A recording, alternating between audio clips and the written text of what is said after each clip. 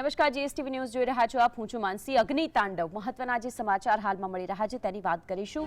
જે સમાચાર સામે આવી રહ્યા છે, વલસાડના ઉમરગામે જીઆઈડીસી વિસ્તારમાં આગની ઘટના સામે આવી છે। આજે જીઆઈડીસી વિસ્તાર છે તેની અંદર આગ લાગવાની ઘટના સામે આવી। ગત મોડી રાતના દ્રશ્યો છે ઇન્ડસ્ટ્રીયલ પાર્ક કે જેમાં પોલીબ્લેન્ડ માસ્ટર બેચ કંપનીમાં ભીષણ આગ લાગી હતી અને ફાયર વિભાગની 4 જેટલી ગાડીઓ આગ પર કાબુ મેળવ્યો હતો। જે આગના દ્રશ્યો જોઈ શકો છો આપ, વલસાડના ઉમરગામ જીઆઈડીસી વિસ્તારની આ દ્રશ્યો છે।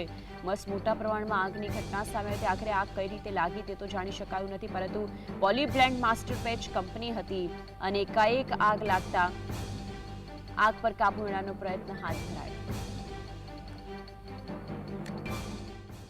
માર્ચ મહિનો શરૂ થતાં જ આગની ઘટનાઓ જે છે તે સામે આવે છે।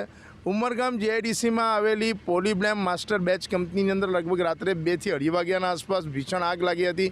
પ્લાસ્ટિકના દાણા બનાવતી આ કંપની છે, જેમાં આગ લાગતા જે છે તે દોડધામ મચી હતી અને હાલ જે છે તે ઉમરગામ, સરીગામ અને વાપીના ફાયર ફાઇટરો જે છે તે આગ પર કાબૂ મેળવવાના પ્રયાસો કરી રહ્યા છે।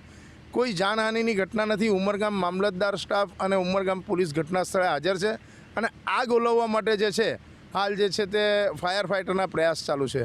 રાજેશ પાવસ્કર, જીએસટીવી, ઉમરગામ। આજ અંગે વધુ માહિતી માટે સંવાદદાતા રાજેશ આપણી સાથે જોડાઈ ગયા છે। રાજેશ, જે આગની ઘટના સામે આવી હતી, આગ પર કાબુ મેળવાયો, વિગતો શું તેને લઈને? હા જી માનસી, જે પ્રકારે ઉમરગામની અંદર હોમ પાર્ક ઇન્ડસ્ટ્રીયલ પાર્ક આવેલું છે જીઆઈડીસી વિસ્તારમાં, ત્યાં પોલીબ્લેન્ડ માસ્ટર બેચ નામની જે કંપની હતી જે પ્લાસ્ટિકના દાણા બનાવે છે, એમાં લગભગ રાત્રે 2-2:30 વાગ્યાના આસપાસ અચાનક આગ ભભૂકી ઉઠી અને આગ એટલે વિકરાળ સ્વરૂપ લીધું હતું કે મેજર કોલ જાહેર કરવો પડ્યો। સરીગામ, વાપી, ઉમરગામ ફાયર ફાઇટરો ઘટના સ્થળે આવી ગયા હતા। મામલતદાર અને પોલીસ સ્ટાફ પણ ત્યાં પહોંચી ગયો હતો અને લગભગ સવારે 6 વાગ્યા સુધી જે છે તે આગ ચાલુ રહી હતી। કંપનીનો મોટા ભાગનો જે ભાગ હતો એ આગની અંદર બળી ગયો છે અને હાલ એમાં કોઈ જાનહાનિ નથી અને જે છે તે સવારે છે તે આગ પર કાબુ મેળવાયો છે। જી, આભાર આપનો માહિતી આપવા માટે।